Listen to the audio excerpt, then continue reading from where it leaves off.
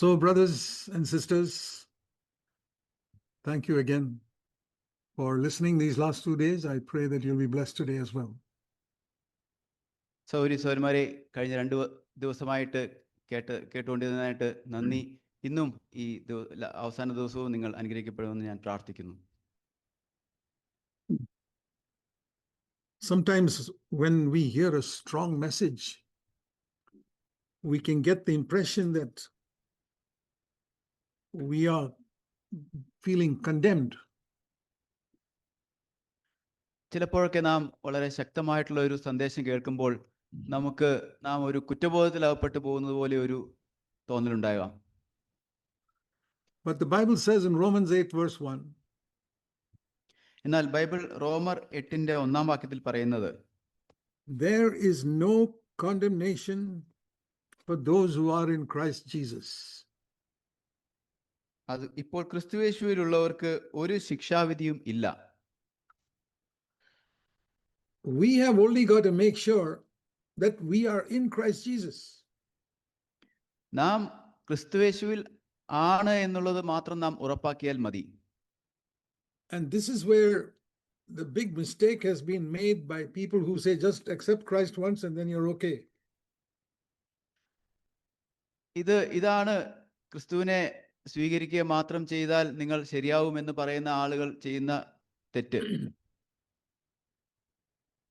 I want you to turn with me to Matthew in chapter 7.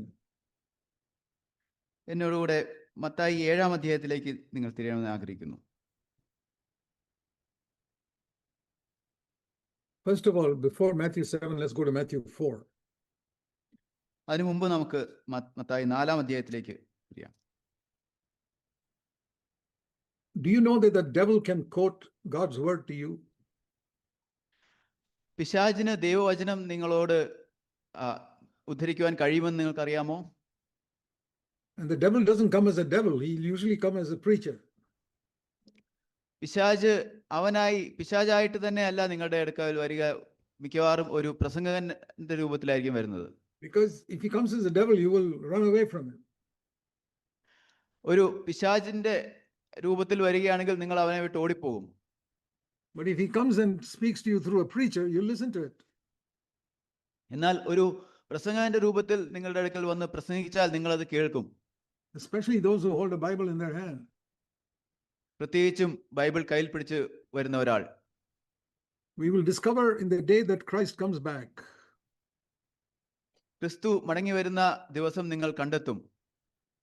We will discover in that day that many millions of so-called Christians were deceived by preachers.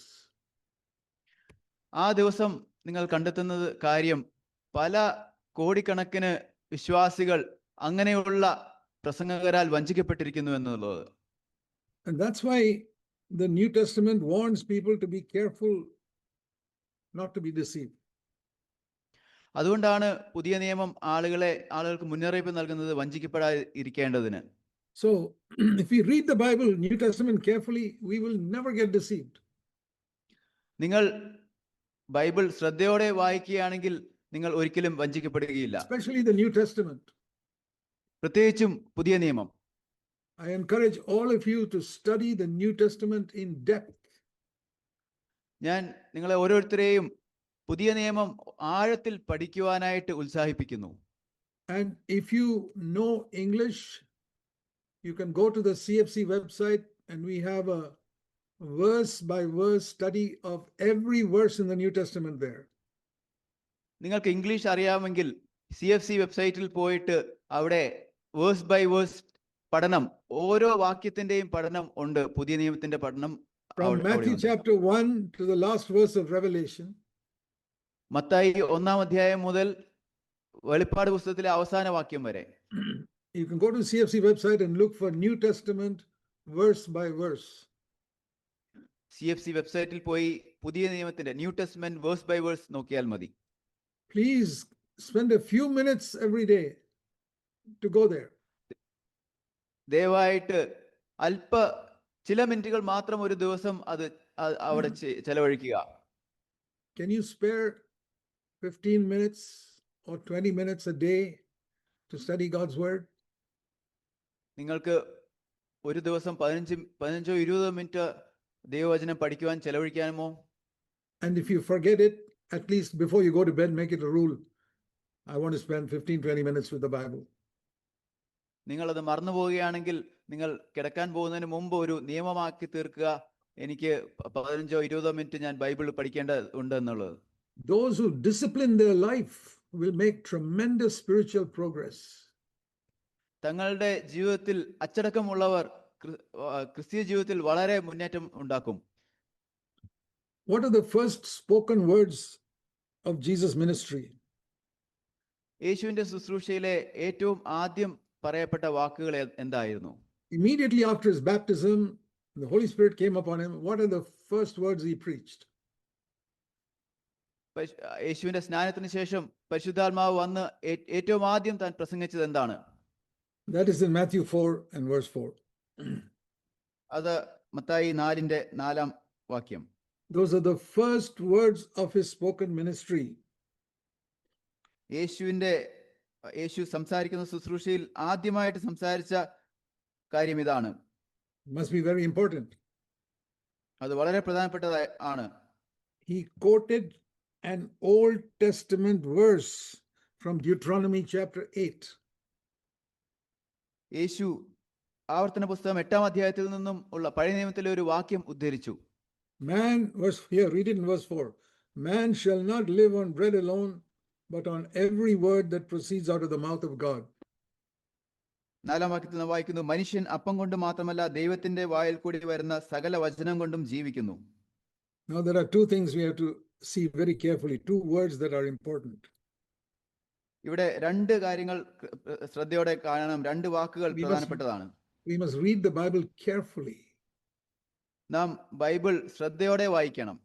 This is the word of God. ഇത് ദൈവവചനമാണ്. You know, if people have a legal document for a purchase of a house or for a job or something, they read every word carefully. ആളുകൾ ഒരു വീട് വാങ്ങുന്നതിലോ ജോലി കയറുന്നതിനോ ഉള്ള ഒരു document അത് വളരെ ശ്രദ്ധയോടെ ഓരോ വാക്കും അവർ വായിക്കും. Because they say, I want to know what am I going to do in this job? I must know. They should not cheat me. കാരണം അവർക്ക് ആ കാര്യത്തിൽ അറിയണമെന്നുണ്ട്, ഈ ജോലിയിൽ ഞാൻ എന്തൊക്കെയാണ് ചെയ്യാൻ പോകുന്നത് എന്നുള്ളത് എനിക്ക് അറിയണം, അല്ലെങ്കിൽ അവരെന്നെ വഞ്ചിക്കും. So here also it says every word of God. ഇവിടെ പറയുന്നത് ദൈവത്തിന്റെ വായിൽ നിന്ന് വരുന്ന സകല വചനം കൊണ്ടും. Not only some of them. ചിലത് മാത്രമല്ല. The second thing I want you to notice here is not. രണ്ടാമത്തെ കാര്യം നിങ്ങൾ ശ്രദ്ധിക്കേണ്ടത്, it doesn't say the words that proceeded from the mouth of God 2000 years ago, but which is proceeding from the mouth of God now. ഇത് ഇവിടെ 2000 വർഷങ്ങൾക്ക് മുമ്പ് ദൈവത്തിന്റെ വായിൽ കൂടി വരുന്ന വാക്കുകൾ എന്നല്ല ഇവിടെ പറയുന്നത്, ദൈവത്തിന്റെ വാക്കുകൾ കൂടി ഇപ്പോൾ വരുന്ന ഉൾപ്പെടെയാണ്. Brother, please read that word in Malayalam. മനുഷ്യൻ അപ്പം കൊണ്ട് മാത്രമല്ല ദൈവത്തിന്റെ വായിൽ കൂടി വരുന്ന സകല വചനം കൊണ്ടും ജീവിക്കുന്നു. See, that is present tense. That means what is coming now, the word of God. ഇത് വർത്തമാനകാലമാണ്, ഇപ്പോൾ വന്നുകൊണ്ടിരിക്കുന്ന ദൈവവചനം ആണ് പറയുന്നത്. Not what was written 2000 years ago. 2000 വർഷങ്ങൾക്ക് മുമ്പ് എഴുതിപ്പെട്ടിരിക്കുന്നതല്ല. See, that means from this book God wants to speak to us now. That is what is mentioned here. അതിന്റെ അർത്ഥം ഈ പുസ്തകത്തിൽ നിന്നും ദൈവം നമ്മളോട് ഇപ്പോൾ സംസാരിക്കാൻ ആഗ്രഹിക്കുന്നു, അതാണ് ഇവിടെ പറഞ്ഞിരിക്കുന്നത്. So when you go to this book, you must believe that God wants to speak through that to you now. ഈ പുസ്തകത്തിലേക്ക് നാം പോകുമ്പോൾ നിങ്ങൾ വിശ്വസിക്കണം, ഇവിടെ നിന്ന് കർത്താവിന് ഇപ്പോൾ എന്നോട് സംസാരിക്കാനുണ്ടെന്നുള്ളത്. And if you receive that, you will experience spiritual life. അത് നാം കണ്ടെത്തിയിട്ടുണ്ടെങ്കിൽ നാം ആത്മീയ ജീവിതം അനുഭവിക്കും. And every day it says here, man, just like you eat your food every day, we must receive God's word every day. നാം എല്ലാ ദിവസവും ഭക്ഷണം കഴിക്കുന്നത് പോലെ തന്നെ ഓരോ ദിവസവും ദൈവവചനവും നമുക്ക് വേണം. There are many families who have a rule: no Bible, no breakfast. പല കുടുംബങ്ങളിലും ഇങ്ങനെ ഒരു നിയമമുണ്ട്, ബൈബിൾ ഇല്ലാതെ ബ്രേക്ക്ഫാസ്റ്റ് ഇല്ല, പ്രഭാത ഭക്ഷണമില്ല. Because reading the Bible is more important than breakfast. കാരണം ബൈബിൾ വായിക്കുന്നതാണ് പ്രഭാത ഭക്ഷണം കഴിക്കുന്നതിനേക്കാൾ പ്രധാനപ്പെട്ടത്. That is based on this verse. അത് ഈ വാക്യത്തിന്റെ അടിസ്ഥാനത്തിലാണ്. That we don't live on our bread or breakfast alone. നാം നമ്മുടെ അപ്പം കൊണ്ടോ പ്രഭാത ഭക്ഷണം കൊണ്ടോ മാത്രമല്ല ജീവിക്കുന്നത്. But on every word that is coming from God's mouth now. ദൈവത്തിന്റെ വായിൽ നിന്ന് വരുന്ന, ഇപ്പോൾ വരുന്ന ഓരോ വാക്കുകൊണ്ടുമാണ് നാം ജീവിക്കുന്നത്. Now the time there is past 9 o'clock in the morning. അവിടെയുള്ള സമയം ഇപ്പോൾ 9 മണി കഴിഞ്ഞു രാവിലെ. I think some of you must have been awake for at least 2 or 3 hours. നിങ്ങൾ ചിലരൊക്കെ 2-3 മണിക്കൂറായിട്ട് ഉണർന്നിരിക്കുകയാണെന്ന് ഞാൻ ചിന്തിക്കുന്നു. Did you receive something that proceeded from the mouth of God this morning? നിങ്ങൾ ഇന്ന് ദൈവത്തിന്റെ വായിൽ കൂടി വന്ന എന്തെങ്കിലും നിങ്ങൾ സ്വീകരിച്ചോ? Did you eat your breakfast this morning? നിങ്ങൾ ഇന്ന് നിങ്ങളുടെ പ്രഭാത ഭക്ഷണം കഴിച്ചോ? I hope the answer is yes to both those questions. ഈ രണ്ട് കാര്യങ്ങളോടുമുള്ള ചോദ്യങ്ങളോടുമുള്ള ഉത്തരം അതെ എന്നായിരിക്കുമെന്ന് ഞാൻ പ്രത്യാശിക്കുന്നു. Did you hear God speaking to you this morning? ദൈവം നിങ്ങളോട് ഇന്ന് ഈ രാവിലെ സംസാരിച്ചത് നിങ്ങൾ കേട്ടുവോ? Did you eat your breakfast this morning? നിങ്ങളുടെ ബ്രേക്ക്ഫാസ്റ്റ് നിങ്ങൾ രാവിലെ കഴിച്ചോ? Man shall not live by breakfast alone, but by every word that comes from God's mouth. മനുഷ്യൻ രാവിലത്തെ ഭക്ഷണം കൊണ്ട് മാത്രമല്ല, ദൈവത്തിന്റെ വായിൽ കൂടി വരുന്ന ഓരോ വചനം കൊണ്ടുമാണ് ജീവിക്കേണ്ടത്. You see how a simple word like this, we can just ignore it. ഒരു വളരെ സാധാരണമായിട്ടുള്ള ഇതുപോലെയുള്ള ഒരു വചനം നമുക്ക് അവഗണിക്കുവാൻ കഴിയുമെന്നുള്ളത് കാണുക. I want to testify my life has been changed by reading the word of God every day for the last 66.5 years. എൻ്റെ ജീവിതം കഴിഞ്ഞ 66 വർഷമായിട്ട് ഈ ദൈവവചനം ഓരോ ദിവസവും വായിക്കുന്നത് കൊണ്ട് ഞാൻ അനുഗ്രഹിക്കപ്പെട്ടിരിക്കുന്നു എന്നുള്ള സാക്ഷ്യം എനിക്ക് പറയാനുണ്ട്. It's kept me healthy. അതെന്നെ ആരോഗ്യത്തോടെ സൂക്ഷിച്ചു. It's blessed my family life. അതെന്റെ കുടുംബജീവിതത്തെ അനുഗ്രഹിച്ചു. It's provided all our needs. എൻ്റെ എല്ലാ ആവശ്യങ്ങളെയും നിറവേറ്റി. Blessed my children. എൻ്റെ മക്കളെ അനുഗ്രഹിച്ചു. Blessed my grandchildren. എൻ്റെ കൊച്ചുമക്കളെയും അനുഗ്രഹിച്ചു. The word of God. ദൈവവചനം. I recommend it to every one of you. അത് നിങ്ങളോടെല്ലാം ഞാൻ അത് റെക്കമെൻഡ് ചെയ്യുന്നു. That is the first word that Jesus spoke. അതാണ് യേശു സംസാരിച്ച ആദ്യത്തെ വാക്ക്.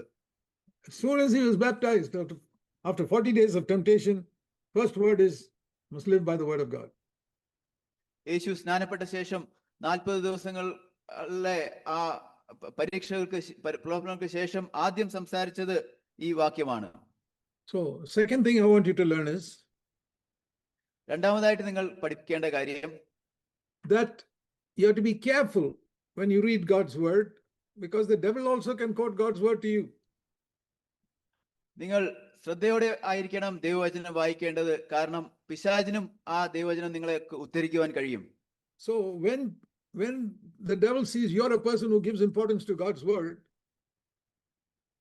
നിങ്ങൾ ദൈവവചനത്തിന് പ്രാധാന്യം നൽകുന്ന ഒരു വ്യക്തിയാണെന്ന് പിശാച് കാണുമ്പോൾ he will try to deceive you with God's word. ദൈവവചനത്തിലൂടെ നിങ്ങളെ വഞ്ചിക്കുവാൻ അവൻ ശ്രമിക്കും. That's the second lesson we learn here. അതാണ് നാം ഇവിടെ പഠിക്കുന്ന രണ്ടാമത്തെ പാഠം. Because he took the Lord Jesus to the top of the temple and said, jump down, because the word of God says he will command his angels to protect you in verse 6. 6-ാം വാക്യത്തിൽ നിന്നെക്കുറിച്ച് അവൻ തന്റെ ദൂതന്മാരോട് കൽപ്പിക്കും, അവൻ നിന്റെ കാൽ കല്ലിനോട് തട്ടാതെ വണ്ണം നിന്നെ കയ്യിൽ താങ്ങിക്കൊള്ളും എന്ന് പറഞ്ഞുകൊണ്ട് ദേവാലയത്തിന് മുകളിൽ നിന്ന് ചാടുവാൻ അവനോട് പറഞ്ഞു. So when the devil saw that Jesus quoted God's word, the devil quotes God's word to Jesus to lead him astray. യേശു ദൈവത്തിന്റെ വചനം ഉദ്ധരിച്ചു എന്നുള്ളത് കണ്ടപ്പോൾ പിശാച് തന്നെ യേശുവിനെ വഴിതെറ്റിക്കുവാനായിട്ട് ദൈവവചനം ഉദ്ധരിച്ചു. Do you think if the devil tried to lead Jesus astray, he won't try to lead you and me astray? യേശുവിനെ പോലും വഴിതെറ്റിക്കുവാൻ പിശാച് ശ്രമിച്ചെങ്കിൽ നിങ്ങളെയും എന്നെയും അങ്ങനെ വഴിതെറ്റിക്കുവാൻ പിശാച് ശ്രമിക്കുകയില്ലെന്ന് നിങ്ങൾ ചിന്തിക്കുന്നുണ്ടോ? Definitely. തീർച്ചയായും. That is why there are so many denominations in Christendom today. So they all quote the same Bible and they teach different things. അതുകൊണ്ടാണ് ഈ ലോകത്തിൽ വളരെയധികം സഭാവിഭാഗങ്ങൾ ഉള്ളത്. അവര് ഒരേ ബൈബിൾ തന്നെ ഉദ്ധരിച്ചുകൊണ്ട് പല കാര്യങ്ങൾ അവർ സംസാരിക്കുന്നു. The Roman Catholics have the same Bible as the CSI and the Brethren and the Baptists and the Pentecostals. Roman കത്തോലിക്കക്കാരും CSI-കാരും ബ്രദറൻകാരും ബാപ്റ്റിസ്റ്റുകാരും പെന്തക്കോസ്തുകാരും എല്ലാവരും ഒരേ ബൈബിളാണ്. And we also have the same Bible. നമുക്കും അതേ ബൈബിൾ തന്നെയാണുള്ളത്. But why is it so many different doctrines? എന്നാൽ എന്തുകൊണ്ടാണ് പല വ്യത്യസ്ത രീതിയിലുള്ള പഠിപ്പിക്കലുകൾ? Why is it some people baptize children and some people say, no, you must be baptized as an adult? എന്തുകൊണ്ടാണ് ചിലർ ശിശുക്കളെ സ്നാനപ്പെടുത്തുന്നത് എന്നാൽ മറ്റുള്ളവർ പറയുന്നത് നമ്മൾ മുതിർന്നിട്ട് വേണം സ്നാനം ഏൽക്കുവാനെന്ന്? Why is it some people say, no need for baptism, the Holy Spirit, when you're born again itself, you got everything? എന്തുകൊണ്ടാണ് ചിലർ പറയുന്നത് നമുക്ക് പരിശുദ്ധാത്മ സ്നാനത്തിന്റെ ആവശ്യമില്ല, നാം വീണ്ടും ജനിച്ചപ്പോൾ തന്നെ എല്ലാം നമുക്ക് ലഭിച്ചു എന്ന്? So many differences. From the same Bible, they quote the Bible and say it. പല വ്യത്യാസങ്ങൾ, ഒരേ ബൈബിളിൽ നിന്നും ഈ കാര്യങ്ങളെല്ലാം അവർക്ക് ലഭിച്ചത്. That is, the devil has led some people astray quoting God's word. അതിന്റെ കാരണം പിശാച് ദൈവവചനം ഉദ്ധരിച്ചുകൊണ്ട് ചില ആളുകളെ വഴിതെറ്റി കളഞ്ഞിരിക്കുന്നു. And we see that him trying that even with Jesus. നാം കണ്ടത് യേശുവിൻ പോലും യേശുവിന്റെ കാര്യത്തിലും അവൻ അതിന് ശ്രമിക്കുന്നുണ്ടെന്നുള്ളത്. He is quoting a scripture and telling Jesus to jump off the roof of the temple. ഒരു ദൈവവചനം ഉദ്ധരിച്ചുകൊണ്ട് യേശുവിനോട് ആ ദേവാലയത്തിന്റെ മുകളിൽ നിന്നും ചാടുവാൻ പറയുന്നു. There are foolish people who try to claim a verse from the Bible in a wrong understanding.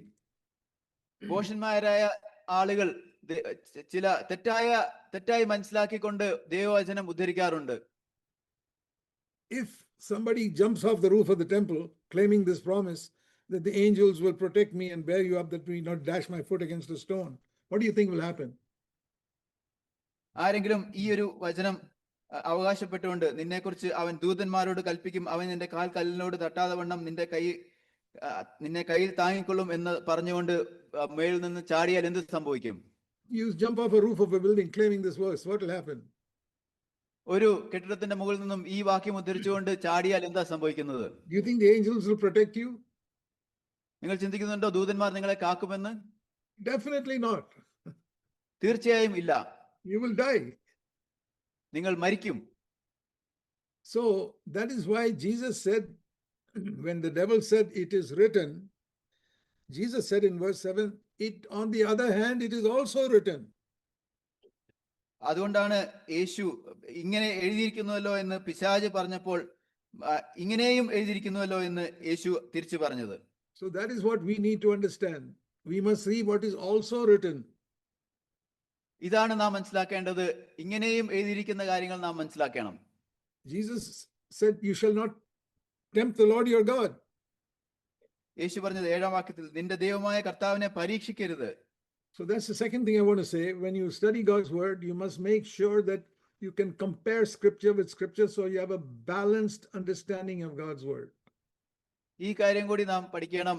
ദൈവവചനം നാം പഠിക്കുമ്പോൾ അതിനെ നമ്മൾ ഒന്നിനോടൊന്ന് താരതമ്യം ചെയ്തിട്ട് ഒരു ദൈവവചനത്തിന്റെ സന്തുലിതമായിട്ടുള്ള ഒരു അറിവ് നമുക്ക് ആവശ്യമാണ്. So when you read it is written, you must also say like Jesus, it is also written.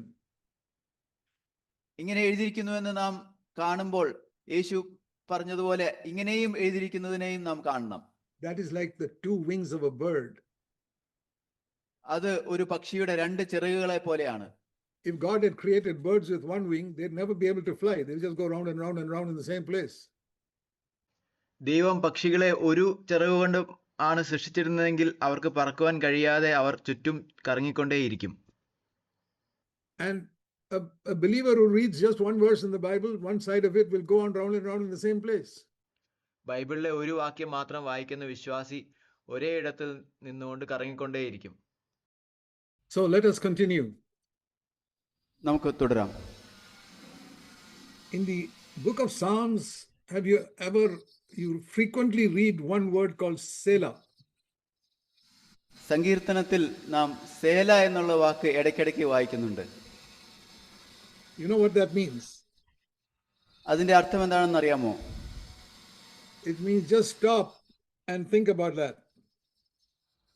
അവിടെ നിർത്തി അതിനെക്കുറിച്ച് ചിന്തിക്കുക എന്നാണ് അതിന്റെ അർത്ഥം. So whenever something like this happens, I think of that word, Selah. ഇങ്ങനെയുള്ള എന്തെങ്കിലുമൊക്കെ സംഭവിക്കുമ്പോൾ ഞാൻ ആ വാക്കിനെ കുറിച്ചാണ് ചിന്തിക്കുന്നത്, സേല. Oh, that means God is telling us just listen, please meditate on what you heard till now. കർത്താവ് പറയുന്നത് ഇപ്പോൾ നാം ഇതുവരെയും കേട്ട കാര്യങ്ങളെ കുറിച്ച് ധ്യാനിക്കുവാനാണ്. And the other thing we can learn in such situations is a great quality of the Holy Spirit. മറ്റൊരു കാര്യം അങ്ങനെയുള്ള സിറ്റുവേഷൻസ്, അങ്ങനെയുള്ള സാഹചര്യങ്ങളിൽ കേൾക്കാൻ കഴിയുന്നത് പരിശുദ്ധാത്മാവിന്റെ ഒരു ശബ്ദമാണ്. Do you all know which is the great chapter in the New Testament on love? നിങ്ങൾക്കറിയാമോ പുതിയ നിയമത്തിൽ സ്നേഹത്തെക്കുറിച്ചുള്ള ഏറ്റവും മഹത്വകരമായിട്ടുള്ള അധ്യായം ഏതാണെന്ന്? One chapter which is all about love. ഒരു അധ്യായം അത് മുഴുവൻ സ്നേഹത്തെക്കുറിച്ചാണ്. And at the end of it, it says love is the greatest. അതിന്റെ അവസാനം പറയുന്നു സ്നേഹമാണ് ഏറ്റവും വലിയത്. And it gives many qualities of love in that chapter. ആ അധ്യായത്തിൽ സ്നേഹത്തിന്റെ പല ഗുണങ്ങളെ കുറിച്ച് പറയുന്നുണ്ട്. And that chapter is 1 Corinthians 13. അത് 1 കൊരിന്ത്യർ 13 അധ്യായമാണ്. I think all of you know that. നിങ്ങൾക്ക് എല്ലാവർക്കും അത് അറിയാമെന്നാണ് ചിന്തിക്കുന്നത്. Let me ask you one question. ഞാൻ ഒരു ചോദ്യം നിങ്ങളോട് ചോദിക്കട്ടെ. What is the first quality of love mentioned in that chapter? ആ അധ്യായത്തിൽ സ്നേഹത്തിന്റെ ആദ്യത്തെ ഗുണമായിട്ട് പറഞ്ഞിരിക്കുന്നത് ഏതാണ്? Many qualities are mentioned. പല ഗുണങ്ങളെ കുറിച്ചും പറയുന്നുണ്ട്. Number one is 1 Corinthians 13 verse 4. Love is patient. ഒന്നാമത്തെ ഗുണം പറയുന്നത് 1 Corinthians 13 verse 4. സ്നേഹം ദീർഘമായി ക്ഷമിക്കുന്നു. Love is patient. സ്നേഹം ദീർഘമായി ക്ഷമിക്കുന്നു. And in situations like this, which happened just now, we learn that number one quality of love to be patient. ഇങ്ങനെയുള്ള സാഹചര്യങ്ങൾ വരുമ്പോൾ നാം പഠിക്കുന്ന സ്നേഹത്തിന്റെ ആദ്യത്തെ ഗുണം ദീർഘമായി ക്ഷമിക്കുന്ന അത് നാം പഠിക്കുന്നു. I believe that all things work together for good to those who love God. ഞാൻ വിശ്വസിക്കുന്നത് ദൈവത്തെ സ്നേഹിക്കുന്നവർക്ക് എല്ലാം നന്മയ്ക്കായിട്ടാണ് കൂടി വ്യാപരിക്കുന്നതെന്ന്. We all know Romans 8:28. നിങ്ങൾക്ക് എല്ലാവർക്കും റോമർ 8:28 അറിയാമല്ലോ. All things work together for good to those who love God. ദൈവത്തെ സ്നേഹിക്കുന്നവർക്ക് എല്ലാം നന്മയായിട്ട് കൂടി വ്യാപരിക്കുന്നു. Can a delay like this work for my good? ഇങ്ങനെയുള്ള ഒരു താമസം അത് ദൈവ നന്മയ്ക്കായിട്ട് വരുവാൻ കഴിയുമോ? It's happened to me many times in many meetings.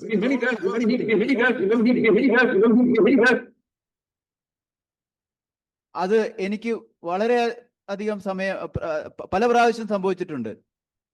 Many meetings. പല മീറ്റിങ്ങുകളിലും. And how has it worked for my good? അതെങ്ങനെയാണ് എന്റെ നന്മയ്ക്കായിട്ട് പ്രവർത്തിച്ചത്? Because Romans 8:28 goes on to Romans 8:29. റോമർ 8:28 തുടർന്ന് റോമർ 8:29 പോകുന്നുണ്ട്. What is the good that is going to happen to us through all things? ഇതിലൂടെ നമുക്ക് സംഭവിച്ച നന്മ എന്താണ് ഇതിലൂടെ എല്ലാം? Verse 29 says that we are conformed to the image of Jesus Christ, God's Son. 29 വാക്യത്തിൽ അവന്റെ സ്വരൂപത്തോട് അനുരൂപരാകുവാൻ നിയമിച്ചല്ലോ. യേശുവിന്റെ സ്വരൂപത്തോട് നാം അനുരൂപരായിക്കൊണ്ടിരിക്കുന്നു. So when all things work together for good does not mean you get more money. എല്ലാം നന്മയ്ക്കായിട്ട് സംഭവിക്കുന്നു എന്ന് പറയുമ്പോൾ അതിന്റെ അർത്ഥം നിങ്ങൾക്ക് കൂടുതൽ പണം ലഭിക്കുന്നു എന്നല്ല. Or that you'll get a better job. നിങ്ങൾക്ക് കൂടുതൽ നല്ലൊരു ജോലി ലഭിക്കുമെന്നുള്ളതുമല്ല. Or you'll get a pretty wife or a rich husband. നിങ്ങൾക്ക് സുന്ദരിയായ ഒരു ഭാര്യയോ ധനവാനായ ഒരു ഭർത്താവിനെയോ ലഭിക്കുമെന്നതുമല്ല. That is not the good mentioned in Romans 8:28. റോമർ 8:28 പറഞ്ഞിരിക്കുന്ന നന്മ അതല്ല. The good is the greatest good God can do for you, make you like Jesus Christ. അത് ആ നന്മ എന്നുള്ളത് കർത്താവിന് ചെയ്യാൻ കഴിയുന്ന ഏറ്റവും വലിയ നന്മയാണ്. അത് നിങ്ങളെ യേശുവിനെ പോലെ ആക്കുക എന്നുള്ളതാണ്. And that is to make our hearts flooded with his love. അത് തന്റെ സ്നേഹത്താൽ നമ്മുടെ ഹൃദയത്തെ നിറഞ്ഞു തുളുമ്പുമാറാക്കുന്നത്. And we saw just now the number one quality of love is patience. നാം കണ്ടുവല്ലോ സ്നേഹത്തിന്റെ ഏറ്റവും ആദ്യത്തെ ഗുണം അത് ക്ഷമയാണ്. And I'll tell you, we have lot more opportunity to learn patience in India than in almost any other country in the world. ഞാൻ നിങ്ങളോട് പറയട്ടെ, ക്ഷമ പഠിക്കുവാനായിട്ട് ഇന്ത്യയിൽ ഏറ്റവും അധികം അവസരങ്ങളുണ്ട് ലോകത്തിലെ മറ്റേത് ഭാഗത്തേക്കാളും. Because so many things go wrong. കാരണം പല കാര്യങ്ങളും തെറ്റിപ്പോകുന്നു. So many times I remember in Bangalore, electricity will go off. ഞാൻ ഓർക്കുന്നു ബാംഗ്ലൂരിലായിരുന്നപ്പോൾ പല സമയത്തും കറണ്ട് പോകും. 2 days the water will not come. 2 ദിവസത്തേക്ക് വെള്ളം വരികയില്ല. And on the roads we can learn such a lot of patience in India. റോഡിലൂടെ പോകാനൊക്കെ വളരെയധികം ക്ഷമ നമുക്ക് ആവശ്യമാണ്. We learn patience. നാം അവിടെയൊക്കെ ക്ഷമ പരിശീലിക്കുന്നു. Because in the roads nobody follows the rules of the road. കാരണം നമുക്കറിയാം ആരും തന്നെ ഈ ഗതാഗത നിയമങ്ങൾ പാലിക്കുന്നില്ല എന്ന്. So we can learn something from such situations. അങ്ങനെയുള്ള സാഹചര്യങ്ങൾ കൂടി നമുക്ക് പഠിക്കുവാനുണ്ട്. We read yesterday that the hope is that we will become more and more like Christ before he comes back. നാം ഇന്നലെ വായിച്ചുവല്ലോ, നമ്മുടെ പ്രത്യാശ ക്രിസ്തു വരുന്നതിന് മുമ്പേ തന്നെ പോലെ നാം ആയിക്കൊണ്ടിരിക്കുമെന്നുള്ളതാണെന്ന്. Is that your goal? അതാണോ നിങ്ങളുടെ ലക്ഷ്യം? When you send your child to school, do you want the child to just get 40% or just 40% and pass in the math exam? നിങ്ങളുടെ കുഞ്ഞിനെ സ്കൂളിലേക്ക് അയക്കുമ്പോൾ 40% മാർക്ക് വാങ്ങി പാസ്സാകാനാണോ നിങ്ങൾ ആഗ്രഹിക്കുന്നത്? Or do you say you must get 100%? അതോ നിങ്ങൾ 100% mark വാങ്ങണമെന്നാണോ പറയുന്നത്? Don't you tell your children to do your best and try for 100%, not 40% just to pass? നിങ്ങൾ നിങ്ങളുടെ പരമാവധി ശ്രമിച്ച് 100% വാങ്ങുവാനാണ്, അല്ലാതെ 40% വാങ്ങി ജസ്റ്റ് പാസ്സാകുക മാത്രമാണ് അല്ലല്ലോ പറയുന്നത്. Those who say, what is the minimum I have to do to go to heaven? സ്വർഗത്തിൽ പോകുവാനായിട്ട് ചെയ്യേണ്ട ഏറ്റവും ചെറിയ കാര്യം എന്താണെന്ന് ചോദിക്കുന്നവർ, what is the 40% pass mark to go to heaven? സ്വർഗത്തിലേക്ക് പോകുവാനായിട്ടുള്ള 40% പാസ് മാർക്ക് എന്താണെന്ന് ചോദിക്കുന്നവർ. And there are preachers who will tell them, just ask Jesus to come into your heart. That is 40%, you'll be there. നിങ്ങളോട് യേശുവിനെ നിങ്ങളുടെ ഹൃദയത്തിലേക്ക് സ്വീകരിക്കുക എന്ന് പറയുന്ന പ്രസംഗകരുണ്ട്. അത് 40% സ്വർഗത്തിലേക്ക് പോകാനുള്ള പാസ് മാർക്കാണ്. If you listen to them, you'll be deceived. അവരെ നിങ്ങൾ ശ്രദ്ധിക്കുകയാണെങ്കിൽ നിങ്ങൾ വഞ്ചിക്കപ്പെട്ടു പോകും. Let's turn to Matthew chapter 7. നമുക്ക് മത്തായി 7-ാം അധ്യായത്തിലേക്ക് തിരിയാം. It is written, the gift of God is eternal life. We know that from Romans 6:23. റോമർ 6:23 നാം വായിക്കുന്നു, ദൈവത്തിന്റെ ദാനമാണ് നിത്യജീവൻ. But here we read something more about eternal life in Matthew 7. എന്നാൽ മത്തായി 7-ാം അധ്യായത്തിൽ നിത്യജീവനെ കുറിച്ച് നാം കൂടുതലായിട്ട് ചിലത് വായിക്കുന്നുണ്ട്. When the devil quoted, it is written, you must read, it is also written. പിശാച് ഇങ്ങനെ എഴുതിയിരിക്കുന്നു എന്ന് പറയുമ്പോൾ നാം ഇങ്ങനെയും എഴുതിയിരിക്കുന്നു എന്ന് പറയണമല്ലോ. Okay, Matthew 7 verse 14. മത്തായി 7-ന്റെ 14-ാം വാക്യം. Now you must read very carefully. വളരെ ശ്രദ്ധിച്ചു വായിക്കണം.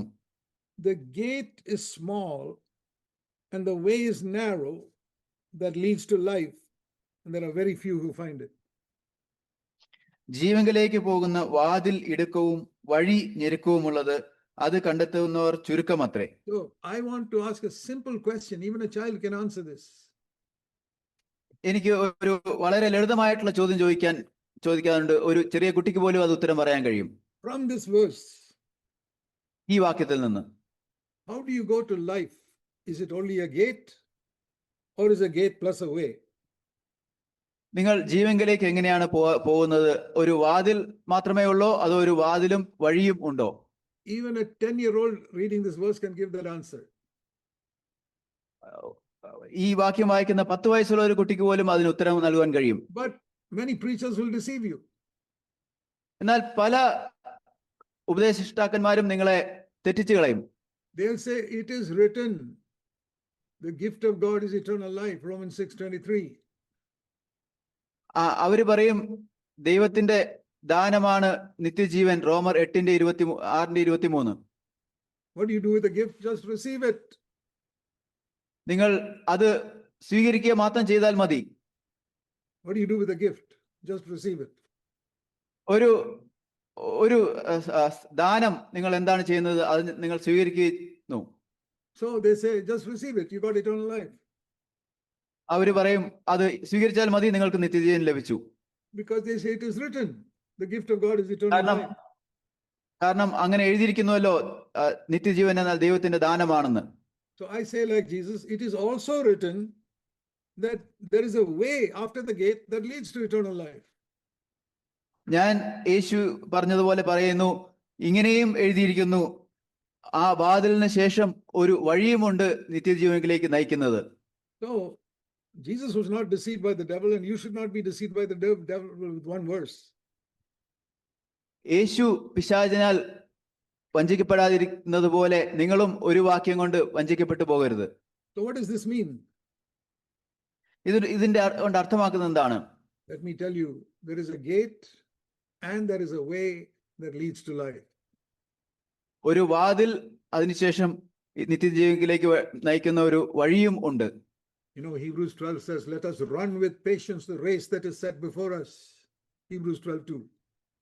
എബ്രായർ 12:2 പറയുന്നത് നമുക്ക് മുമ്പിൽ വെച്ചിരിക്കുന്ന ഓട്ടം ക്ഷമയോടെ ഓടുക എന്നാണ്. And 1 Corinthians 9, Paul says about being fit and disciplining ourselves to run the race. 1 കൊരിന്ത്യർ 9 പൗലോസ് പറയുന്നത് നാം തയ്യാറായിരിക്കുകയും നമ്മെ തന്നെ അച്ചടക്കത്തോടെ ആ ഓട്ടം ഓടുവാൻ പരിശീലിപ്പിക്കുകയും ചെയ്യുന്നതിനെ കുറിച്ച്. You know, in a race there's a starting line and a finishing line. നിങ്ങൾക്കറിയാമല്ലോ, ഒരു ഓട്ടത്തിന് അതിനൊരു തുടക്കം ഉണ്ട്, അതുപോലെ അവസാനത്തെ വരെയുണ്ട്. For example, in the Olympics, there's a 40 kilometers race called marathon race. ഒളിമ്പിക്സിലൊക്കെ 40 kilometre ദൈർഘ്യമുള്ള ഒരു മാരത്തോൺ ഓട്ട മത്സരമുണ്ട്. There's a starting line and a finishing line. അവിടെ ഒരു തുടക്കത്തിൽ വേണ്ടിയുള്ള ഒരു ലൈൻ ഉണ്ട്, അതുപോലെ തന്നെ അവസാനത്തെ ലൈനും ഉണ്ട്. If you represent India and you go to the starting line of the marathon race, that itself is a great honor. നിങ്ങൾ ഇന്ത്യയെ പ്രതിനിധീകരിച്ചുകൊണ്ട് ഒളിമ്പിക്സിൽ പോയി ആ മാരത്തോൺ ഓട്ടത്തിന്റെ തുടക്കത്തിൽ എത്തുവാൻ കഴിഞ്ഞാൽ തന്നെയും അത് വലിയൊരു ബഹുമാനമാണ്. First of all, very few are selected, and you were selected to represent India. ഒന്നാമത്തെ കാര്യം, വളരെ ചുരുക്കം പേരെ അതിന് തെരഞ്ഞെടുക്കപ്പെടുന്നുള്ളൂ, എന്നാൽ നിങ്ങൾ ഇന്ത്യയെ പ്രതിനിധീകരിക്കാൻ നിങ്ങൾ തെരഞ്ഞെടുക്കപ്പെട്ടു. There are maybe about 8 people running there, and you are one of the 8. അവിടെ 8 പേര് ഓടാൻ വന്നു നിൽക്കുന്നതിൽ നിങ്ങൾ ഒരാളാണ്. That means you finished all the preliminary rounds and you come to the final. അതിന് മുമ്പുള്ള ആ ഓട്ടങ്ങളെല്ലാം പൂർത്തിയാക്കി നിങ്ങൾ അവസാനത്തെ ഓട്ടത്തിലേക്ക് വന്നു ചേർന്നിരിക്കുന്നു. To come to the final starting line of the marathon race in an Olympics is a tremendous honor. ഈ marathon ഒളിമ്പിക്സിന്റെ ഏറ്റവും അവസാനത്തെ ഓട്ട മത്സരത്തിന്റെ ആദ്യത്തെ ആരംഭത്തെ ലേക്ക് വന്നു ചേർന്ന് ഇരിക്കുന്നത് തന്നെ വളരെ വലിയൊരു ബഹുമാനമാണ്. You need not run. You already got that honor. You're selected and you've come there to the final. നിങ്ങൾ ഓടണമെന്നില്ല, അവിടെ എത്തിച്ചേർന്നിരിക്കുന്നു, നിങ്ങൾ തെരഞ്ഞെടുക്കപ്പെട്ടിരിക്കുന്നു, അത് നൽകുന്നത് വലിയ മാനമാണ്. But nobody is stupid to start in the starting line. എന്നാൽ ആ സ്റ്റാർട്ടിംഗ് ലൈനിൽ തന്നെ നിൽക്കുവാൻ തക്കവണ്ണം ആരും ഭോഷന്മാരല്ല. They all run അവര് ഓടും, because they want to reach the finishing line. കാരണം അവർക്ക് ആ ഫിനിഷിംഗ് ലൈനിൽ എത്തിച്ചേരണം. Even if they don't come first, they want to run and finish the race. അവര് ഏറ്റവും ആദ്യമായിട്ട് അത് പൂർത്തിയാക്കിയില്ലെങ്കിലും അവർക്ക് അത് പൂർത്തീകരിക്കണം, അത് ഓടി പൂർത്തീകരിക്കണം. Like Jesus said, there is a gate and a way, there's a starting line and a track in the race. യേശു ഒരു വാതിലും വഴിയും ഉണ്ടെന്ന് പറഞ്ഞ പോലെ ആ സ്റ്റാർട്ടിംഗ് ലൈനും അത് ഓടേണ്ട ഒരു വഴിയുമുണ്ട്. But only Christians are foolish who say we have come to the starting line, that's all we need. എന്നാൽ ക്രിസ്ത്യാനികൾ മാത്രമാണ് മടയന്മാരായിരിക്കുന്നത്. അവർ പറയും ഞാൻ സ്റ്റാർട്ടിംഗ് ലൈനിൽ വന്നിരിക്കുന്നു, ഞാൻ പൂർത്തിയാക്കിയിരിക്കുന്നു. I got selected to come to the starting line. I've accepted Christ. എനിക്ക് ഈ തുടക്കത്തിലേക്ക് വരുവാനായിട്ട് ഞാൻ തിരഞ്ഞെടുക്കപ്പെട്ടു, ക്രിസ്തുവിനെ ഞാൻ സ്വീകരിച്ചു. So dear brothers and sisters, don't be deceived. പ്രിയ സഹോദരീസഹോദരന്മാരെ, വഞ്ചിക്കപ്പെട്ടു പോകരുത്. It is written, there is a gate and a way that leads to life. That is the finishing line. ഇങ്ങനെ എഴുതിയിരിക്കുന്നു, ഒരു വാതിലും ഒരു വഴിയും ഉണ്ട്, അത് അവസാനിപ്പിക്കുന്ന ആ രേഖ. I believe perhaps all of you have come to the starting line, you have accepted Christ. ഞാൻ വിശ്വസിക്കുന്നത് നിങ്ങൾ എല്ലാവരും ആ തുടക്കത്തിലുള്ള അതിലേക്ക് വന്നിരിക്കുന്നു, നിങ്ങൾ ക്രിസ്തുവിനെ സ്വീകരിച്ചു. Are you going to reach that finishing line called eternal life? നിങ്ങൾ ആ അവസാനത്തെ ലൈനിൽ, നിത്യജീവൻ എന്നുള്ള അവസാനത്തെ ലൈനിൽ വരുവാൻ തയ്യാറാണോ? Are you running the race to get there? നിങ്ങൾ അവിടെ എത്തുവാൻ വേണ്ടി നിങ്ങളുടെ ഓട്ടം ഓടുകയാണോ? Or are you standing at the starting line saying I have accepted Christ? അതോ നിങ്ങൾ ആ സ്റ്റാർട്ടിംഗ് ലൈനിൽ നിന്നുകൊണ്ട് ഞാൻ കർത്താവിനെ സ്വീകരിച്ചു എന്ന് പറയുകയാണ് ചെയ്യുന്നത്? I say this because that's what many people are doing. ഞാനിത് പറയുന്നത് പല ആളുകളും അങ്ങനെയാണ് ചെയ്യുന്നത് കൊണ്ടാണ്. Let me turn you to another verse. മറ്റൊരു വാക്യത്തിലേക്ക് നമുക്ക് തിരിയാം. James chapter 1. യാക്കോബ് 1-ാം അധ്യായം. What did we say was the number one quality of love mentioned in 1 Corinthians 13? നാം 1 കൊരിന്ത്യർ 13-ൽ കണ്ട സ്നേഹത്തിന്റെ ഏറ്റവും ആദ്യത്തെ ഗുണം ഏതാണ്? Love is patient. സ്നേഹം ദീർഘമായി ക്ഷമിക്കുന്നു. Now read James chapter 1. ഇനി യാക്കോബ് 1-ാം അധ്യായം വായിക്കുക. Here is the description of the race. ആ ഓട്ടത്തിന്റെ ഒരു വിവരണം ഇവിടെയുണ്ട്. Where God arranges all types of circumstances in our life to teach us patience. ദൈവം പലതരത്തിലുള്ള സാഹചര്യങ്ങൾ നമ്മുടെ ജീവിതത്തിൽ നമ്മെ ക്ഷമ പഠിപ്പിക്കുവാനായിട്ട് തയ്യാറാക്കും. These type of disruptions in a meeting is a very small thing. There are much more serious lessons in patience we have to learn.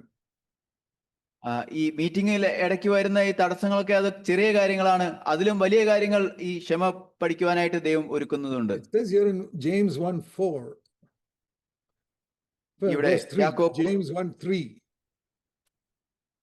യാക്കോബ് 1:3 പറയുന്നുണ്ട്, The testing of your faith produces patience. നിങ്ങളുടെ വിശ്വാസത്തിന്റെ പരിശോധന സ്ഥിരത ഉളവാക്കുന്നു. And that patience have a perfect work so that finally you'll be perfect and complete, lacking in nothing. എന്നാൽ ഒന്നിലും കുറവില്ലാതെ തികഞ്ഞവരും സമ്പൂർണരും ആകേണ്ടതിന് സ്ഥിരതയ്ക്ക് തികഞ്ഞ പ്രവൃത്തി ഉണ്ടാകട്ടെ. Yeah, in some places it's endurance, some places patience. The message is the same, that we have to be willing to be patient in our trials if we want to reach the finishing line. ചിലയിടങ്ങളിൽ അത് സ്ഥിരത എന്നാണ്, ചിലയിടങ്ങളിൽ ക്ഷമ എന്നാണ്. ഇതിന്റെ സന്ദേശം ഇതാണ്: നാം സ്ഥിരതയോടെ, ക്ഷമയോടെ നമ്മുടെ അവസാനത്തെ ആ ലൈനിലേക്ക് ഓടുവാൻ തയ്യാറായിരിക്കണം. And that is why Jesus said, if you want to follow me, you must take up the cross every day and follow. അതുകൊണ്ടാണ് യേശു പറഞ്ഞത്, നിങ്ങൾക്ക് എന്നെ അനുഗമിക്കണമെങ്കിൽ നിങ്ങൾ നിങ്ങളുടെ ക്രൂശ് എടുത്ത് എന്റെ പിന്നാലെ വരണം. So I ask myself, how shall I prepare myself for the coming of the Lord? ഞാൻ ഇങ്ങനെയാണ് ചോദിക്കുന്നത്, ക്രിസ്തുവിന്റെ വരവിന് വേണ്ടി എങ്ങനെയാണ് എന്നെ തന്നെ ഞാൻ ഒരുക്കുന്നത്? God has called me to preach the word. ദൈവം എന്നെ വിളിച്ചത് ദൈവവചനം പ്രസംഗിക്കുവാനാണ്. And I'll tell you something of the commission that God gave me to do. എന്നോട് ചെയ്യുവാൻ പറഞ്ഞിരിക്കുന്ന ചില നിബന്ധനകൾ ദൈവം ഞാൻ പറയാം. I'll tell you one thing particularly. പ്രത്യേകിച്ച് ഒരു കാര്യം ഞാൻ പറയാം. The Lord told me many years ago.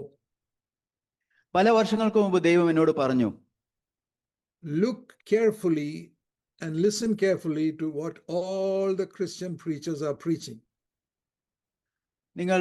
നീ ശ്രദ്ധയോടെ മറ്റെല്ലാ ക്രിസ്തീയ പ്രസംഗകരും പ്രസംഗിക്കുന്നതിനെ ശ്രദ്ധിക്കുക. In all the denominations.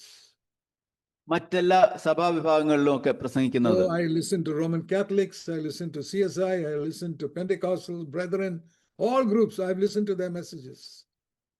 ഞാൻ റോമൻ കത്തോലിക്കക്കാരുടെയും പെന്തക്കോസ്തുകാരുടെയും ബ്രദറൻകാരുടെയും CSI-കാരുടെയും ഒക്കെ സന്ദേശങ്ങൾ ഞാൻ കേട്ടിട്ടുണ്ട്. And then the Lord said, now read the Bible. കർത്താവ് എന്നിട്ട് എന്നോട് പറഞ്ഞു, ഇപ്പോൾ ഇനി നീ ബൈബിൾ വായിക്കുക. Particularly the New Testament.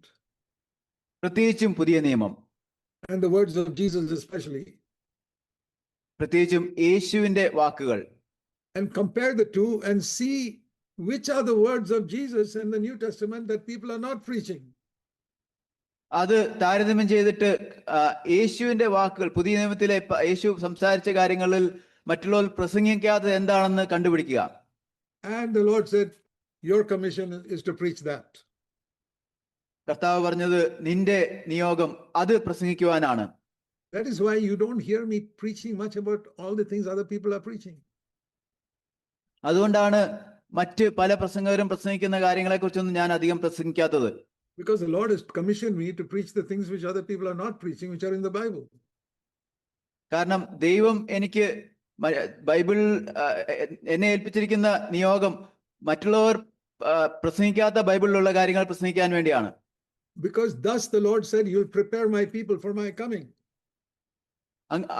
കാരണം കർത്താവ് പറഞ്ഞ അങ്ങനെയാണ് നീ എന്റെ വരവിനായിട്ട് ആളുകളെ ഒരുക്കുന്നത്. So that is how I seek to prepare people for the second coming of Christ. അങ്ങനെയാണ് ആളുകളെ ക്രിസ്തുവിന്റെ രണ്ടാം വരവിന് വേണ്ടി ഒരുക്കുവാൻ ഞാൻ ശ്രമിക്കുന്നത്. The commission the Lord has given me. എനിക്ക് കർത്താവ് നൽകിയിരിക്കുന്ന ദൗത്യം അതാണ്. In the body of Christ, just like in our human body, each part has got a different function. ക്രിസ്തുവിന്റെ ശരീരത്തിൽ, ഒരു മനുഷ്യ ശരീരത്തിൽ എന്നതുപോലെ ഓരോ അംഗത്തിനും അതിൻ്റെതായ ഒരു ജോലിയുണ്ട്. And not every preacher has the same calling. എല്ലാ പ്രസംഗകർക്കും ഒരേ വിളിയല്ല ഉള്ളത്. We all have the same Bible. നമുക്ക് എല്ലാവർക്കും ഒരേ ബൈബിളാണുള്ളത്. But the Bible says some people are evangelists who bring people to Christ. Bible പറയുന്നു, ചില ആളുകൾ സുവിശേഷകന്മാരാണ്, അവർ ക്രിസ്തുവിലേക്ക് ആളുകളെ കൊണ്ടുവരുന്നു. Some people are teachers who teach God's word. ചിലർ ഉപദേഷ്ടാക്കന്മാരാണ്, അവർ ദൈവവചനം പഠിപ്പിക്കുന്നു. Some people prophesy, challenging and encouraging people. ചില ആളുകൾ അവര് പ്രവചിച്ചുകൊണ്ട് ആളുകളെ ഉത്സാഹിപ്പിക്കുകയും വെല്ലുവിളിക്കുകയും ചെയ്യുന്നു. So there are different gifts of preaching. അങ്ങനെ പ്രസംഗത്തിൽ തന്നെ പല വരങ്ങളുണ്ട്. And as I compared the teaching of Jesus with what was being preached in Christendom in the world, ഞാൻ യേശുവിന്റെ ഉപദേശങ്ങളും മറ്റ് ക്രിസ്തീയതയിൽ പ്രസംഗിക്കപ്പെടുന്ന സന്ദേശങ്ങളും തമ്മിൽ താരതമ്യം ചെയ്തപ്പോൾ I saw millions of people are preaching about evangelism, to preach the gospel. ഞാൻ കണ്ടത് ദശലക്ഷക്കണക്കിന് ആളുകൾ ഈ സുവിശേഷം പ്രസംഗിക്കുന്നത് ഞാൻ കണ്ടു. Many people are preaching about the importance of God's word. ദൈവവചനത്തിന്റെ പ്രാധാന്യത്തെക്കുറിച്ച് ധാരാളം ആളുകൾ പ്രസംഗിക്കുന്നുണ്ട്, brethren especially. പ്രത്യേകിച്ച് ബ്രദറൻകാർ. And many people are emphasizing the Holy Spirit, like the Pentecostals. പരിശുദ്ധാത്മാവിന് ഊന്നൽ നൽകുന്ന പല ആളുകളുണ്ട്, പെന്തക്കോസ്തുകാരെ പോലെ. All that is good. അതെല്ലാം നല്ലതാണ്. But I look around for a denomination that preaches taking up the cross every day. എന്നാൽ ഞാൻ ചുറ്റും നോക്കി എല്ലാ ദിവസവും ക്രൂശ് എടുക്കുന്ന കാര്യം പഠിപ്പിക്കുന്ന ഒരു സഭാവിഭാഗത്തിനായി തിരഞ്ഞു. I couldn't find one. ഞാൻ ഒരെണ്ണം പോലും കണ്ടെത്തിയില്ല. And I've been in all these groups. ഞാൻ ഇതിലൂടെ എല്ലാം നോക്കുകയായിരുന്നു. In my entire life, I never found one church where they consistently preach about taking up the cross every day. എന്റെ മുഴുവൻ ജീവിതത്തിലും തുടർച്ചയായിട്ട് എല്ലാ ദിവസവും ക്രൂശ് എടുക്കുന്നതിനെ കുറിച്ച് തുടർച്ചയായി പഠിപ്പിക്കുന്ന ഒരു വിഭാഗത്തെ ഞാൻ കണ്ടിട്ടില്ല. If you've heard of some denomination like that, please tell me. I'd like to find out. അങ്ങനെയുള്ള ഒരു സഭാ വിഭാഗത്തെ നിങ്ങൾ കാണുകയാണെങ്കിൽ ദയവായി എന്നോട് പറയുക, എനിക്കും അത് കാണുവാൻ ആഗ്രഹമുണ്ട്. And I'll tell you, do you know that that is the only thing that Jesus said you must do every day? ഇതും ഞാൻ നിങ്ങളോട് പറയട്ടെ, യേശു എല്ലാ ദിവസവും ചെയ്യാൻ പറഞ്ഞിരിക്കുന്ന ഒരേ ഒരു കാര്യം ഇതാണെന്ന്. I told you, you must read the Bible every day. ഞാൻ നിങ്ങളോട് പറഞ്ഞു, നിങ്ങൾ എല്ലാ ദിവസവും ബൈബിൾ വായിക്കണമെന്ന്. That's because we've got a written Bible. അതിന്റെ കാരണം നിങ്ങൾക്ക് എഴുതപ്പെട്ട ഒരു ദൈവവചനം ഉണ്ടെന്നുള്ളത് കൊണ്ടാണ്. But for 1400 years, nobody had a written Bible. എന്നാൽ 1400 വർഷങ്ങളിലേക്ക് ഒരു എഴുതപ്പെട്ട ദൈവവചനം ഇല്ലായിരുന്നു. First century, which person could bring a Bible to the meeting? There were no Bibles available. ആ സമയത്ത് ആദ്യത്തെ നൂറ്റാണ്ടിലൊക്കെ ആർക്കാണ് ഒരു മീറ്റിംഗിൽ ബൈബിളുമായിട്ട് വരാൻ കഴിയുന്നത്? അത് ലഭ്യമല്ലായിരുന്നു. So you could not tell, Jesus could not say, read the Bible every day. അതുകൊണ്ട് ബൈബിൾ എല്ലാ ദിവസവും വായിക്കാൻ യേശുവിന് പറയാൻ കഴിയില്ലായിരുന്നു. We can do that today because you got a Bible. നമുക്കിപ്പോൾ അത് പറയാൻ കഴിയും, കാരണം നമുക്കൊരു ബൈബിൾ ഉണ്ട്. But those days they could only say, listen to God every day. ആ സമയത്ത് അവർക്ക് ദൈവവചനം ശ്രദ്ധിക്കുവാനായിട്ടാണ് പറയാൻ കഴിഞ്ഞിരുന്നത്. But there's another thing Jesus said we must do every day. എന്നാൽ മറ്റൊരു കാര്യം എല്ലാ ദിവസവും ചെയ്യണമെന്ന് യേശു പറഞ്ഞിട്ടുണ്ട്. You don't need a Bible for that. അതിന് ഒരു ബൈബിളിന്റെ ആവശ്യം നിങ്ങൾക്കില്ല. That is in Luke 9:23. അത് ലൂക്കോസ് 9:23 വാക്യമാണ്. That is the only thing Jesus ever said you must do every single day. അതാണ് നിങ്ങൾ ഓരോ ദിവസവും ചെയ്യണമെന്ന് യേശു പറഞ്ഞിരിക്കുന്ന ഒരേ ഒരു കാര്യം. Just like we teach our children from childhood, brush your teeth every day. നമ്മുടെ കുഞ്ഞുങ്ങളെ ചെറുപ്പം മുതൽ എല്ലാ ദിവസവും പല്ല് തേക്കുവാൻ നമ്മൾ പരിശീലിപ്പിക്കുന്നത് പോലെ, Put on your clothes every day. നിങ്ങളുടെ വസ്ത്രം എല്ലാ ദിവസവും മാറുവാൻ പറയുന്നത് പോലെ, Eat your food every day. എല്ലാ ദിവസവും ഭക്ഷണം കഴിക്കുവാൻ പറയുന്നത് പോലെ, We tell children, drink up your milk every day. ചെറിയ കുഞ്ഞുങ്ങൾ എല്ലാ ദിവസവും പാല് കുടിക്കുവാൻ പറയുന്നത് പോലെ, Jesus says, pick up your cross every day. യേശു പറയുന്നു എല്ലാ ദിവസവും ക്രൂശ് എടുക്കുക. Luke 9:23. Lukose 9:23. Say no to yourself and take up the cross every day. നിങ്ങളോട് തന്നെ വേണ്ട എന്ന് പറഞ്ഞുകൊണ്ട് തന്നെത്താൻ നിഷേധിച്ചുകൊണ്ട് നാൾതോറും ക്രൂശ് എടുക്കുക. That means, take up the cross means when you die, so when you're tempted, you die to yourself. ക്രൂശ് എടുക്കുക എന്ന് പറയുമ്പോൾ നിങ്ങൾ പ്രലോഭിപ്പിക്കപ്പെടുമ്പോൾ നിങ്ങളെ തന്നെ മരണത്തിന് ഏൽപ്പിക്കുക. So if a husband and wife are having an argument at home, ഒരു ഭാര്യയും ഭർത്താവും തമ്മിൽ വീട്ടിൽ ഒരു വാഗ്വാദം നടക്കുമ്പോൾ, if one person is willing to die, there's no argument, no sound. ഒരു വ്യക്തി അവിടെ ക്രൂശ് എടുക്കാൻ തയ്യാറാകുന്നെങ്കിൽ അവിടെ ഒരു വാഗ്വാദമില്ല, ഒരു ശബ്ദമില്ല. So the picture I have cut is like two hands, husband and wife. അതിൽ ഞാൻ കണ്ട ചിത്രം രണ്ട് കൈകൾ പോലെയാണ് ഭാര്യയും ഭർത്താവും. They're always fighting, clashing with each other. അവര് തമ്മിൽ പോരാടുകയാണ്.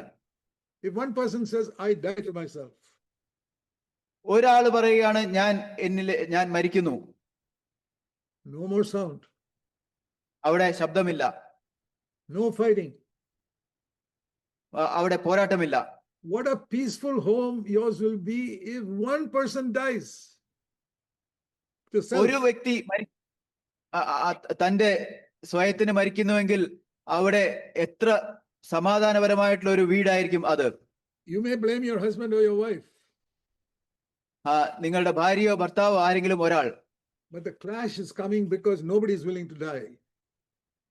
അവിടെ പ്രശ്നം വരുന്നത് ആരും മരിക്കുവാൻ തയ്യാറാകാത്തത് കൊണ്ടാണ്. Now, if both people are willing to die, എന്നാൽ ഇവിടെ രണ്ടുപേരും മരിക്കുവാൻ തയ്യാറാണെങ്കിൽ then it will be fellowship. അപ്പോൾ അവിടെ കൂട്ടായ്മയുണ്ട്. If one person is willing to die, at least there'll be peace.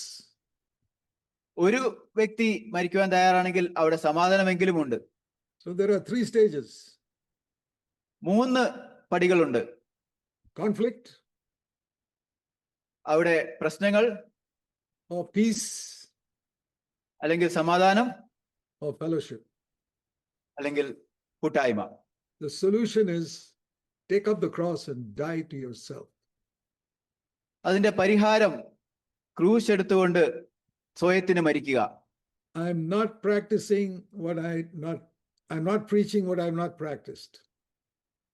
ഞാൻ പരിശീലിക്കാത്ത, ഞാൻ പ്രവർത്തിക്കാത്തത് അല്ല ഞാൻ പ്രസംഗിക്കുന്നത്. I say before the Lord, I seek to die to myself every day. ഞാൻ കർത്താവിന്റെ മുമ്പിൽ നിന്ന് പറയുന്നു, ഓരോ ദിവസവും ഞാൻ സ്വയത്തിന് മരിക്കുവാൻ ഞാൻ ശ്രമിക്കുന്നു. That's why our home is like a little heaven today. അതുകൊണ്ടാണ് ഞങ്ങളുടെ ഭവനം ഒരു ചെറിയ സ്വർഗം പോലെയാണ്. And also out in the world, when we go out, I refuse to fight with anybody. അതുപോലെ തന്നെ പുറത്തേക്ക് പോകുമ്പോൾ ഞാൻ ആരോടും പൊരുതുവാനായിട്ട് തയ്യാറാകുന്നില്ല. When the auto rickshaw driver wants to argue with me about the fare, ഓട്ടോറിക്ഷയുടെ ഡ്രൈവർ കൂലിയുടെ കാര്യത്തിൽ എന്നോട് തർക്കിക്കാൻ ശ്രമിക്കുമ്പോൾ I'm not going to fight with him. അദ്ദേഹത്തോട് ഞാൻ പോരാടുകയില്ല. Or a porter in the railway station, I'm not going to fight with him. അല്ലെങ്കിൽ railway സ്റ്റേഷനിലെ Porter, or somebody in the office, I'm not going to fight with him. അല്ലെങ്കിൽ ജോലി സ്ഥലത്തെ ഒരു വ്യക്തി, ആരോടും ഞാൻ പോരാടുന്നില്ല. Nowadays so many people have arguments about politics. I refuse to fight with anybody. ഈ കാലങ്ങളിൽ രാഷ്ട്രീയത്തെ ചൊല്ലി പലർക്കും തർക്കങ്ങളുണ്ട്. അവിടെയും ഞാൻ തർക്കത്തിന് ഇല്ല. Even in doctrines, I will not fight with anyone. ഉപദേശങ്ങളെ ചൊല്ലിപ്പോലും ആരോടും ഞാൻ തർക്കിക്കുകയില്ല. I'll proclaim the truth, show the verses in scripture. ഞാൻ സത്യം പ്രസ്താവിച്ച് ദൈവവചനത്തിന്റെ വാക്യങ്ങളെ കാണിച്ചു കൊടുക്കുന്നു. And if he doesn't want to, if he wants to argue with me, I'll say goodbye. അത് നിരാകരിച്ചുകൊണ്ട് എന്നോട് തർക്കിക്കണമെന്ന് പറയുമെങ്കിൽ ഞാൻ പറയും good bye. Dear brothers and sisters, this is how our church and our home must be. പ്രിയ സഹോദരീസഹോദരന്മാരെ, ഇങ്ങനെയായിരിക്കണം നമ്മുടെ സഭയും നമ്മുടെ ഭവനവും. Because if we are like that, നാം അങ്ങനെയാണെങ്കിൽ God can make us completely holy in our whole being. ദൈവത്തിന് നമ്മെ പൂർണ്ണമായിട്ടും നമ്മുടെ വിശുദ്ധനാക്കുവാൻ കഴിയും നമ്മുടെ ശരീരത്തിൽ. 1 Thessalonians 5:23. 1 തെസ്സലോനിക്കർ 5:23. Please read this verse. ഈ വാക്യം വായിക്കുക. The God of peace can make you completely holy, spirit, soul, and body, without any blame at the coming of our Lord Jesus Christ. സമാധാനത്തിന്റെ ദൈവം തന്നെ നിങ്ങളെ മുഴുവനും ശുദ്ധീകരിക്കുമാറാകട്ടെ. നിങ്ങളുടെ ആത്മാവും പ്രാണനും ദേഹവും അശേഷം നമ്മുടെ കർത്താവായ യേശു ക്രിസ്തുവിന്റെ പ്രത്യക്ഷതയിൽ അനിന്യമായി വെളിപ്പെടും വണ്ണം കാക്കപ്പെടുമാറാകട്ടെ. This is referring to the coming of the Lord Jesus Christ. ഇത് യേശു ക്രിസ്തുവിന്റെ വരവിനെ കുറിച്ച് പ്രതിപാദിക്കുന്നതാണ്.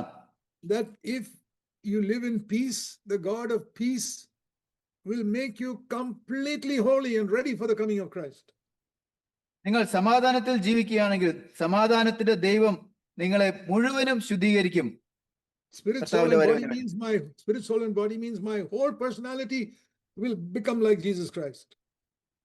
ആത്മാവും പ്രാണനും ദേഹവും എന്ന് പറയുമ്പോൾ എന്റെ മുഴുവൻ വ്യക്തിത്വവും യേശു ക്രിസ്തുവിനെ പോലെ ആയിത്തീരുമെന്നാണ്. Because it says here without any blame. കാരണം ഇവിടെ പറയുന്നത് അനിന്യമായി, without any fault. ഒരു തെറ്റും ഇല്ലാതെ The God of peace will do that. സമാധാനത്തിന്റെ ദൈവമാണ് അത് ചെയ്യുന്നത്. So pursue peace with all men. അതുകൊണ്ട് എല്ലാവരോടും സമാധാനം കാംക്ഷിക്കുക. One more verse, Hebrews chapter 13. Sorry, Hebrews ഒരു chapter വാക്യം 12. കൂടി. Hebrews chapter എബ്രായർ 12 verse 14. 14 വാക്യം. Pursue peace with all men, without which no one will see the Lord. എല്ലാവരോടും സമാധാനം ആചരിച്ച് ശുദ്ധീകരണം പ്രാപിക്കുവാൻ ഉത്സാഹിക്കുവാൻ. ശുദ്ധീകരണം കൂടാതെ ആരും കർത്താവിനെ കാണുകയില്ല. As you pursue peace with all men, you will get sanctified and then you will see the Lord. These are steps. നിങ്ങൾ എല്ലാവരോടും സമാധാനം ആചരിക്കുമ്പോൾ നിങ്ങൾ ശുദ്ധീകരണം പ്രാപിക്കുകയും അങ്ങനെ നിങ്ങൾക്ക് കർത്താവിനെ കാണാൻ കഴിയുകയും ചെയ്യും. So if you want to be ready to see the Lord, this is the way to go. നിങ്ങൾ കർത്താവിനെ കാണുവാൻ ആഗ്രഹിക്കുന്നുവെങ്കിൽ ഈ വഴിയാണ് പോകേണ്ടത്. One last thing. അവസാനമായ ഒരു കാര്യം. Remember that God is always on your side against the devil. കർത്താവ് എപ്പോഴും പിശാചിനെതിരെ നിങ്ങളുടെ പക്ഷത്താണെന്നുള്ളത് ഓർത്തിരിക്കുക. He's always there to support you against all the schemes of Satan. പിശാചിന്റെ എല്ലാ തന്ത്രങ്ങൾക്കെതിരെയും നിങ്ങളെ പിന്താങ്ങുവാനായിട്ട് കർത്താവ് തയ്യാറായിരിക്കുകയാണ്. I can say that from 66 years of experience. 66 വർഷത്തെ അനുഭവത്തിൽ നിന്നും എനിക്കത് പറയാൻ കഴിയും. God has always been on my side against the devil. കർത്താവ് എപ്പോഴും പിശാചിനെതിരെ എന്റെ പക്ഷത്തായിരുന്നു എന്ന്. The devil cannot touch me. പിശാചിന് എന്നെ തൊടുവാൻ കഴിയുകയില്ല. Because God is on my side. കാരണം കർത്താവ് എന്റെ പക്ഷത്താണ്. All you have to do is keep a good conscience. നിങ്ങൾ ചെയ്യേണ്ടത് നല്ല മനസ്സാക്ഷി സൂക്ഷിക്കുക എന്നത് മാത്രമാണ്. As soon as you make a mistake, confess it and say, Lord, forgive me. നിങ്ങൾ ഒരു തെറ്റ് ചെയ്യുമ്പോൾ തന്നെ അത് ഏറ്റുപറഞ്ഞ് കർത്താവേ എന്നോട് ക്ഷമിക്കണമേ എന്ന് പറയുക. Make sure there's no bitterness in your heart against anybody in the world. ഈ ലോകത്തിൽ ആരെക്കുറിച്ചും നിങ്ങളുടെ ഹൃദയത്തിൽ ഒരു കയ്പില്ല എന്ന് ഉറപ്പുവരുത്തുക. Ask forgiveness as soon as you hurt somebody. നിങ്ങൾ ആരെങ്കിലും ഉറപ്പെടുത്തിയാൽ അപ്പോൾ തന്നെ ക്ഷമ ചോദിക്കുക. That is how there'll be peace in your heart. അങ്ങനെ നിങ്ങളുടെ ഹൃദയത്തിൽ സമാധാനം ഉണ്ടായിരിക്കും. Then the God of peace will make you completely holy and you'll be ready for the coming of Christ. അങ്ങനെ ഈ സമാധാനത്തിന് ദൈവം നിങ്ങളെ പൂർണ്ണമായിട്ടും ശുദ്ധീകരിക്കും. നിങ്ങൾ കർത്താവിന്റെ വരവിന് വേണ്ടി തയ്യാറായിരിക്കും. Let us pray. നമുക്ക് പ്രാർത്ഥിക്കാം. Heavenly Father, സ്വർഗീയ പിതാവേ, help us to know this in practical terms, to live in the peace of God at all times. ഞങ്ങളെ പ്രായോഗിക കാര്യത്തിൽ ഈ കാര്യങ്ങളെ അറിയുവാനും ദൈവത്തിന്റെ സമാധാനത്തിൽ ജീവിക്കുവാനായിട്ട് ഞങ്ങളെ സഹായിക്കണമേ. We pray in Jesus' name. യേശുവിന്റെ നാമത്തിൽ ഞങ്ങൾ പ്രാർത്ഥിക്കുന്നു. Amen. ആമേൻ.